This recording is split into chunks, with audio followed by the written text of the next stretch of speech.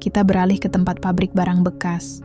Seorang petugas polisi bertanya pada Pak Kim, apa dirinya pernah melihat orang yang ada di poster di sekitar sini, atau adakah orang yang mencurigakan. Pak Kim mengaku ia tidak pernah melihat orang itu sebelumnya. Rekannya mengajak Sung Yong Kim untuk pergi jika pria tua itu tidak mengetahuinya. Sung Yong menuruti rekannya itu. Dengan sopan Sung Yong berterima kasih atas kerjasamanya. Pak Kim mengiyakan itu.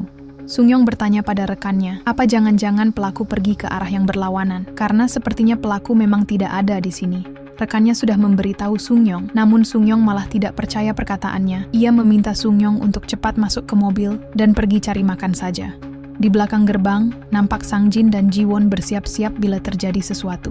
Merasa sudah pergi, Pak Kim menutup gerbangnya. Pak Kim memberitahu bahwa semuanya akan baik-baik saja. Sang Jin dan Ji Won akhirnya bisa bernafas lega. Namun beberapa detik kemudian, Sung Yong kembali mengetuk pintu meminta Pak Kim untuk buka pintu gerbangnya. Mereka yang barusan bisa bernafas lega kembali merasa was-was. Ji Won memberi isyarat pada Pak Kim untuk membuka pintunya. Pak Kim membuka pintu sembari berkata, bukannya barusan sudah diperiksa. Rekan Sung Yong yang ada di dalam mobil meminta maaf, ia hanya bertanya apa Pak Kim tahu di mana restoran enak yang menjual dotorimuk di sekitar sini. Pak Kim bersyukur karena polisi tidak mencurigainya. Singkat waktu Pak Kim memberitahu lokasinya. Melihat mobil polisi sudah melaju pergi, Pak Kim bergegas menutup pintu gerbang. Pak Kim akhirnya bisa bernafas lega karena akhirnya polisi-polisi itu sudah benar-benar pergi. Ji Won memberikan selamat karena Pak Kim sudah bekerja keras, lalu ia mengajak mereka untuk makan bersama. Pak Kim teringat dengan minuman beralkohol di kantornya. Ia menawarkan pada Sang Jin dan Ji Won apa mau minum. Terlihat Pak Kim sedang memanggang makanan, sementara Sang Jin dan Ji Won duduk mencoba minuman beralkohol yang Pak Kim bawa. Sang Jin meminum kaleng yang berisi minuman beralkohol. Sang Jin berkata, enak sekali rasanya karena sudah lama ia tidak minum. Ji Won mencoba mencicipinya, namun raut wajah Ji Won menunjukkan bahwa ia tidak suka minum beralkohol. Sang Jin bertanya, apa Ji Won tidak bisa minum alkohol? Ji Won mengiyakan itu karena rasanya tidak enak. Wajah Sang Jin memerah berkata, itu sungguh di luar dugaan. Ji Won bertanya apa maksudnya. Sang Jin hanya mengira Ji Won bisa melakukan apa saja, ia tidak mengira Ji Won tidak bisa minum. Ji Won membantah omongan itu karena mau bagaimanapun ia tetaplah manusia. Ji Won mengunyah makanan itu dengan ekspresi yang sangat cute. Sang Jin sedikit terpesona melihat keimutan Ji Won.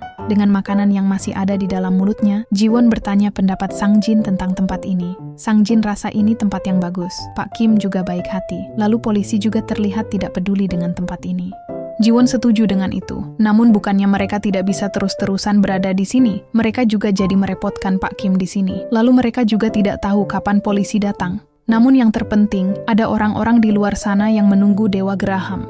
Nanti jika situasinya sudah lebih tenang, Ji Won mengajak untuk pergi bersama-sama. Melihat kecantikan Ji Won, Sang Jin sampai tersedak. Ia mengiyakan ajakan Ji Won.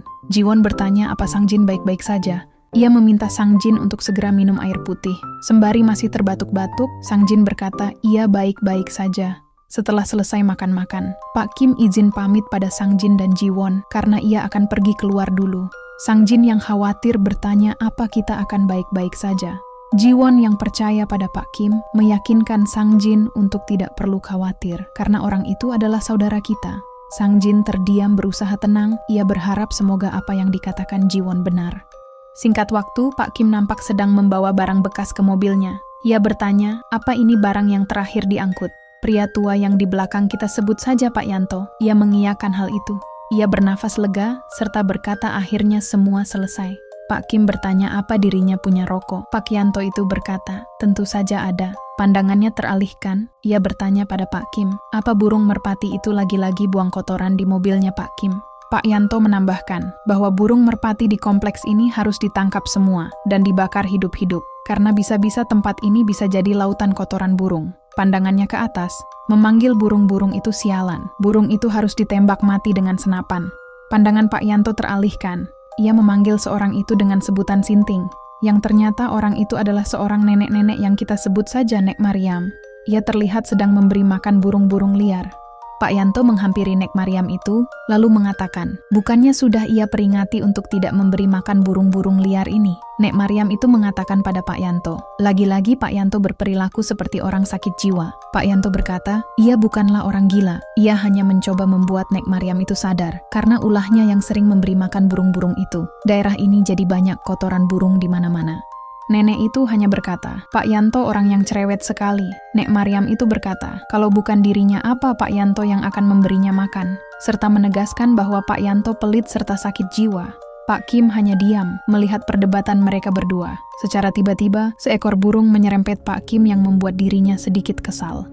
Nek Maryam bergumam bahwa Pak Yanto adalah orang yang bertingkah gila. Ia meminta burung-burungnya untuk makan dan jangan pikirkan setan-setan itu. Pandangan Pak Kim teralihkan dengan spanduk yang melarang memberi makan burung-burung liar. Di saat yang sama, kita beralih ke tempat pabrik barang bekas. Jiwon mencoba membersihkan kotoran dengan handuk. Ia meminta Sang Jin untuk keramas saja, karena kotoran yang di kepalanya susah untuk dibersihkan. Sang Jin menuruti perkataan Jiwon. Ia menatap ke arah langit yang dipenuhi burung merpati berterbangan. Ia heran, kenapa banyak burung merpati di kompleks ini. Pak Kim datang bertanya, apa keadaan Sang Jin baik-baik saja? Sang Jin mengatakan dirinya kejatuhan kotoran burung merpati. Ia tidak menyangka, ternyata banyak burung merpati di area kompleks ini. Pak Kim terkejut mendengar lagi-lagi ulah kotoran burung. Sang Jin pamit pergi karena ia akan keramas terlebih dahulu. Jiwon yang peduli pada Sang Jin berkata ia akan menyalakan air panasnya. Pak Kim cukup kesal karena sekarang burung merpati terus-terusan mengeluarkan kotoran sembarangan. Tak lama kemudian, Nek Maryam datang sembari membawa kertas bekas. Nek Maryam berkata, ia tidak membawa banyak karena ada seseorang yang sudah mengambilnya. Pak Kim memberi nasihat pada Nek Maryam untuk tidak memberi makan burung-burung itu lagi. Banyak orang yang berkata seperti itu karena terkena kotorannya. Nek Maryam cuek, tidak peduli pada orang-orang tersebut. Mengklaim bahwa burung-burung itu juga butuh makan untuk bertahan hidup. Ia bertanya, apa Pak Kim tidak merasa kasihan? Ia meminta Pak Kim untuk segera membayarnya. Pak Kim berkata bahwa Pak Yanto juga sudah sering memperingatinya. Nek Maryam kesal, memanggil Pak Kim dengan sebutan orang yang sangat cerewet. Ia berkata untuk cepat beri bayarannya, meminta Pak Kim untuk berhenti mengomel. Pak Kim sakit hati mendengar perkataan pedas Nek Maryam. Ia teringat sesuatu dengan Nek Maryam yang sedang membutuhkan kulkas kecil. Nek Maryam mengiyakan itu. Pak Kim berkata untuk ikuti dirinya ke gudang. Ia akan memberikan kulkas itu pada Nek Maryam. Nek Maryam sangat senang mendengar itu, lalu segera mengikuti Pak Kim. Nek Maryam bertanya pada Pak Kim, kenapa tiba-tiba memberikan kulkas secara gratis? Apa jangan-jangan nanti Pak Kim minta untuk dibayar? Pak Kim berkata pada Nek Maryam untuk tidak cemas. Ia berjanji tidak akan meminta bayarannya. Nek Maryam bersyukur karena hidupnya bisa bertahan lama, karena akhirnya ia dapat hadiah dari Pak Kim. Pak Kim membuka pintu dan meminta Nek Maryam untuk masuk karena barangnya ada di dalam. Lalu ia akan menghitung dulu bayaran kertas bekas tadi pada Nek Maryam. Nek Maryam masuk ingin melihat kulkas yang dimaksud Pak Kim. Waktunya pas sekali karena sekarang ia sedang membutuhkan kulkas. Ia bertanya pada Pak Kim apa punya senter karena di dalam gelap sekali. Tiba-tiba Pak Kim memanggil Dewa Hakim, memohon untuk adili orang ini. Nek Maryam bertanya pada Pak Kim yang tiba-tiba bicara tidak jelas. Pintu tertutup membuat Nek Maryam keheranan. Dengan panik, Nek Maryam bertanya apa yang telah Pak Kim lakukan kepadanya. Ia memohon untuk cepat buka pintunya. Tak lama, Nek Maryam terdiam ketakutan setelah mendengar suara. Ia bertanya-tanya apa barusan itu adalah suara harimau. Di dalam kegelapan, terlihat bola mata besar yang sedang menatap tajam pada Nek Maryam. Nek Maryam yang ketakutan setengah mati, mencoba memohon meminta pada Pak Kim untuk buka pintunya, karena di dalam ada seekor harimau yang siap memangsanya. Monster itu menggeram, melirik tajam pada Nek Maryam, yang dianggapnya adalah makanan. Nek Maryam yang ketakutan, mencoba meminta monster itu untuk pergi dari hadapannya. Ia berteriak meminta tolong pada monster itu untuk cepat pergi, sembari melemparkan keranjang bermaksud menyerangnya. Nek Maryam terpojok pada pintu, meminta monster itu untuk tidak mendekatinya. Tanpa bisa merespon, tiba-tiba Nek Maryam diserang hingga membuatnya terhempas keluar. Sang Jin dan Jiwon terkejut mendengar suara keras barusan. Dengan cepat, Jiwon segera menghampiri asal suara itu. Nek Maryam terhempas ke arah Pak Kim hingga membuat mereka terjatuh ke tanah. Nek Maryam yang ketakutan segera bangun, berniat untuk kabur karena makhluk barusan mencoba untuk membunuhnya. Menyadari Nek Maryam akan kabur, Pak Kim segera menahan kakinya. Nek Maryam berteriak keras, meminta Pak Kim untuk segera melepaskannya. Nek Maryam bertanya kenapa Pak Kim melakukan hal ini pada dirinya. Pak Kim berkata bahwa Nek Maryam harus diadili terlebih dahulu. Ia meminta Nek Maryam untuk tidak boleh pergi begitu saja. Nek Maryam tidak mengerti apa yang Pak Kim ocehkan, sembari menendang Pak Kim agar genggamannya terlepas. Sang Jin dan Jiwon berlari ke arah suara keras tadi berasal. Mereka kaget bertanya-tanya apa yang sedang terjadi. Tanpa mereka semua sadari, di dalam gudang terdengar suara kaki monster yang keluar. Monster itu menggeram, serta menatap pada Nek Maryam yang adalah mangsanya. Nek Mariam kaget setelah melihat sosok monster itu dengan jelas. Dengan cepat, monster itu memanjangkan lehernya dan menangkap Nek Mariam. Nek Mariam berteriak kesakitan, meminta pertolongan dengan setengah badannya yang sudah di dalam mulut monster itu. Nek Mariam meminta Pak Kim untuk segera menolongnya. Tubuhnya meronta-ronta meminta pertolongan pada Pak Kim. Nek Mariam berpegangan pada pintu, sembari terus memohon pertolongan pada Pak Kim. Tanpa belas kasihan, monster itu langsung mengoyak tubuh bagian bawah Nek Mariam. Darah menyembur kemana-mana. Pak Kim hanya terdiam melihat momen itu. Lalu Pak Kim mengucapkan terima kasih banyak pada Dewa Geraham. Tanpa bisa merespon, Jiwon menendang keras tubuh Pak Kim cukup keras hingga membuatnya terhempas ke tanah. Jiwon sangat marah, bertanya, apa Pak Kim sudah gila? Berani-beraninya Pak Kim mengadili orang sendirian. Pak Kim mencoba menjelaskan. Namun, Jiwon tidak memberikan Pak Kim untuk menjelaskan. Ia menendang kembali Pak Kim, sembari berkata bahwa Pak Kim adalah orang yang sangat sampah. Sang Jin mencoba menenangkan Jiwon karena bisa-bisa Jiwon bisa membunuh Pak Kim. Pak Kim menunduk meminta maaf, ia mengaku barusan dirinya khilaf.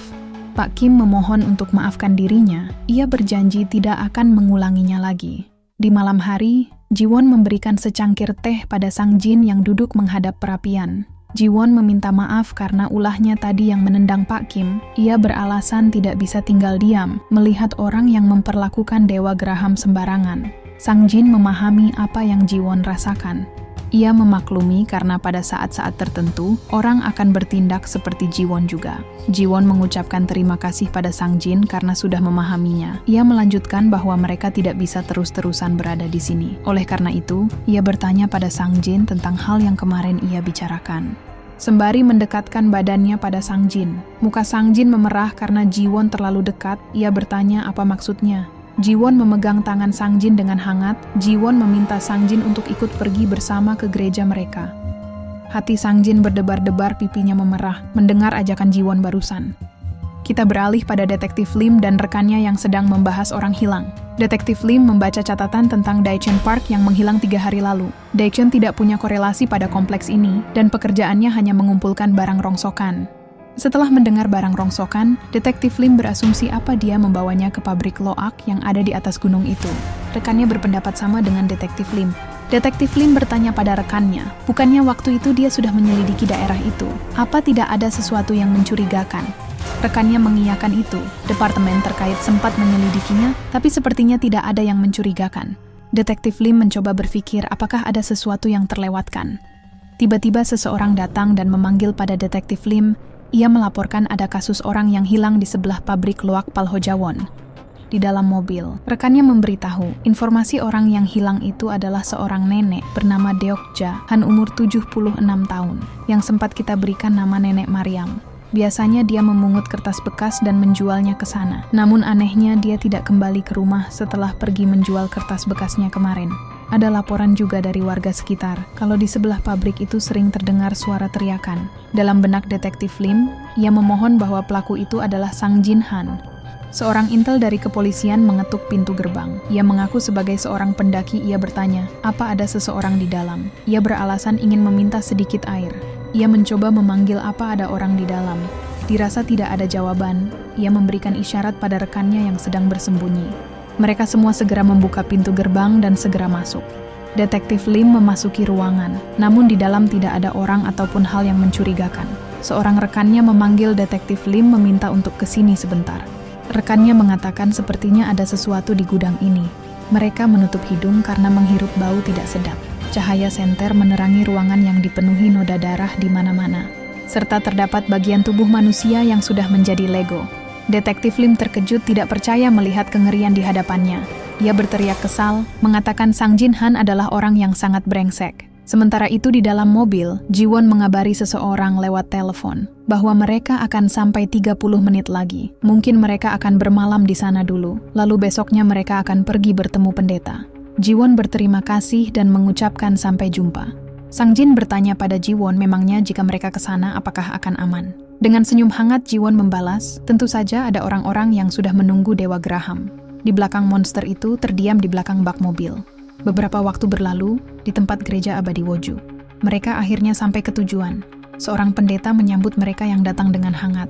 Jiwon bertanya apa benar dia adalah pendeta Huang. Pendeta Huang mengiyakan itu. Ia berkata bahwa mereka adalah umat gerejanya. 2 orang di sebelahnya segera menunduk dengan sopan. Jiwon bertanya di mana mereka bisa istirahat karena mereka belum tidur sama sekali. Pendeta Huang berkata, semuanya sudah disiapkan. Sebelum itu ia bertanya, katanya Jiwon punya sesuatu yang akan diperlihatkan pada mereka. Jiwon meminta Sang Jin untuk menunjukkannya. Sang Jin mengiyakan itu. Pak Kim membuka pintu bak belakang, lalu Sang Jin masuk menaiki bak mobil. Ia mencoba membuka kain lalu menoleh pada Jiwon. Jiwon mengangguk meminta Sang Jin untuk membukanya. Segera Sang Jin membukakan penutup, yang di dalamnya terdapat monster yang sedang tertidur lelap. Jiwon bertanya apa mereka sudah melihatnya. Ia berkata beliau adalah dewa geraham mereka. Pendeta Huang terkejut tidak percaya, lalu bertanya apa makhluk itu yang ada di hadapannya. Seseorang bertanya bukannya itu adalah monster sungguhan. Pendeta Huang tidak percaya, ia bertanya-tanya apa yang seperti ini beneran ada. Semua orang di belakang bertanya, ada hal apa, makhluk apa itu, Pak Pendeta apa, ada sesuatu yang terjadi. Jiwon terdiam kesal karena mereka semua tidak menghargai dewa geraham. Setelah dilihat-lihat, sepertinya itu sungguhan. Pendeta Huang bertanya, apa mereka jual saja makhluk itu ke sesepuh mereka? Seseorang berkacamata setuju dengan ide Pendeta Huang, karena jika mereka memberikan makhluk itu pada sesepuh, setidaknya mereka bisa dapat ratusan juta. Jiwon tidak terima setelah mendengar mereka berbicara tidak sopan pada dewa geraham. Ia bertanya pada mereka, apa mereka pantas disebut sebagai anak dari dewa geraham? Pendeta Huang menatap sinis Jiwon. Ia bertanya kenapa Jiwon mengucapkan itu. Bukannya Jiwon juga berniat untuk mengambil bagiannya nanti. Jiwon yang sangat marah berteriak, memanggil mereka apa mereka sudah gila. Beliau ini adalah dewa geraham penyelamat mereka sekaligus hakim juru adil. Pendeta Huang kesal karena Jiwon berani-beraninya berteriak di hadapannya. Apa Jiwon pikir telinganya tidak bisa mendengar? Segera Pendeta Huang memerintahkan mereka semua untuk menangkap bocah-bocah ini dan jadikan makanannya anjing. Lalu mereka jual monsternya ke sesepuh. Ia memerintahkan pada pria berkacamata untuk bawa sashimi ke sini. Dirasa situasinya akan mulai kacau, Jiwon meminta Sang Jin untuk cepat masuk mobil, lalu langsung gas berangkat. Sang Jin mengiyakan itu namun, Pendeta Huang menarik rambut Jiwon bertanya mau pergi kemana mereka. Sang Jin dan Pak Kim panik melihat itu. Pak Kim bertanya apa yang mereka lakukan pada Jiwon. Pak Kim mencoba melepaskan cengkraman tangan pendeta pada rambut Jiwon. Jiwon mengerang kesakitan. Pak Kim bertanya, kenapa mereka melakukan ini pada seorang wanita? Ia meminta untuk cepat melepaskannya. Tanpa bisa merespon, sebilah pisau menancap pada leher Pak Kim. Lalu Pak Kim terjatuh mengerang kesakitan, disertai darah yang menyembur dari lehernya. Sang Jin terkejut mencoba mencerna apa yang terjadi. Pendeta Huang memaki-maki Pak Tua Kim yang sedang mengerang kesakitan. Selanjutnya ia meminta pada orang yang sudah menusuk Pak Kim untuk memegangi Jiwon, karena ia akan segera memenggal leher Jiwon. Sang Jin yang akhirnya sadar, segera berlari mencoba menyelamatkan Jiwon. Akan tetapi, dengan cepat, seseorang mendorong tubuh Sang Jin, hingga membuatnya jatuh ke tanah. Seseorang itu berkata pada Pendeta Huang bahwa dirinya sempat ketakutan, namun ternyata orang ini hanyalah seorang pecundang. Pendeta Huang meminta pria berkacamata untuk memegangi Jiwon baik-baik, karena ia akan membuat diam Sang Jin terlebih dahulu.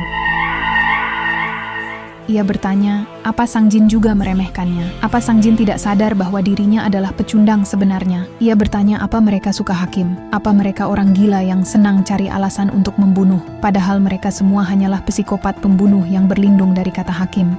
Ia melanjutkan bahwa dirinya berbeda dengan Jiwon. Biarkan ia menjual monster sial itu dan mendapatkan banyak uang, lalu ia akan membongkar agama sesat ini. Oleh karena itu matilah dengan tenang, sembari bersiap menikam leher Sang Jin. Merasa terpojok, Sang Jin berteriak keras memanggil Seonwo. Mendengar teriakan Sang Jin barusan, dari arah bak mobil dengan cepat monster bangun dari tidurnya. Pendeta Huang tidak dapat menghindari serangan monster yang sudah tepat di belakang badannya. Dengan sekejap, monster itu memakan kepala pendeta, hingga tubuhnya tergeletak tanpa kepala serta menyemburkan darah kemana-mana. Pria berkacamata terkejut melihat kejadian itu. Sementara itu, Jiwon hanya tersenyum senang.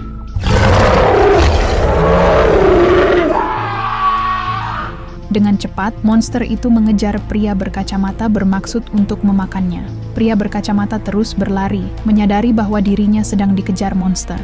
Ia menengok ke belakang tanpa bisa merespon. Dengan cepat monster itu menangkap kepalanya. Monster itu mencoba menarik kepala pria berkacamata secara sadis menggunakan giginya. Pria botak yang sedang menahan Sang Jin terkejut ketakutan. Ia memohon untuk membiarkan dirinya hidup karena ia hanya disuruh oleh pendeta Huang. Sang Jin berteriak keras, meminta pada Seonwo untuk memakan orang yang ada di hadapannya. Sayangnya, pria botak yang ketakutan tidak dapat merespon serangan monster itu. Dengan sekejap, kepala orang itu menghilang ditelan oleh monster. Dimakan oleh monster Seonwo dengan keji. Semua orang yang menyaksikan kejadian itu berteriak ketakutan. Monster itu melirik ke arah orang-orang. Ia segera berlari pada sekumpulan orang untuk memakannya. Dengan keji monster itu menangkap orang-orang satu persatu. Semua orang terus berlari ketakutan menghindari monster yang mengganas. Monster itu menggigit kaki salah satu orang. Ia terus meronta-ronta meminta pertolongan. Melihat orang-orang yang kepalanya terpenggal serta tubuh bagian bawahnya hilang, membuat Sang Jin sangat merinding. Ia berteriak memanggil Seonwo untuk segera berhenti. Saat akan memakan seseorang, monster itu terhenti karena mendengar teriakan Sang Jin, memerintahkan dirinya untuk segera berhenti.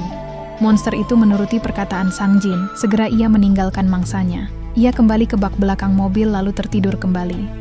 Jiwon berkata, mengadili orang yang jahat menyelamatkan orang yang baik. Beliau adalah dewa Graham yang mereka puja. Mendengar itu, semua orang yang berada di sana bersujud memuji-muji pada dewa Graham. Di malam hari, di tempat gereja abadi Woju, Sang Jin mengecek kamar tempat berdiam Seonwo, yang ternyata ia sedang tertidur pulas. Dirasa sudah aman, ia segera menutup pintunya. Seorang ibu meminta Sang Jin untuk mengikutinya, karena kamar Sang Jin sudah ia siapkan. Di luar gereja, Jiwon nampak santai dengan menghisap sebatang rokoknya. Seorang ibu mengabari bahwa kamar Jiwon sudah siap. Jiwon bertanya apa Sang Jin sudah masuk. Ibu itu berkata ia sudah memberitahunya.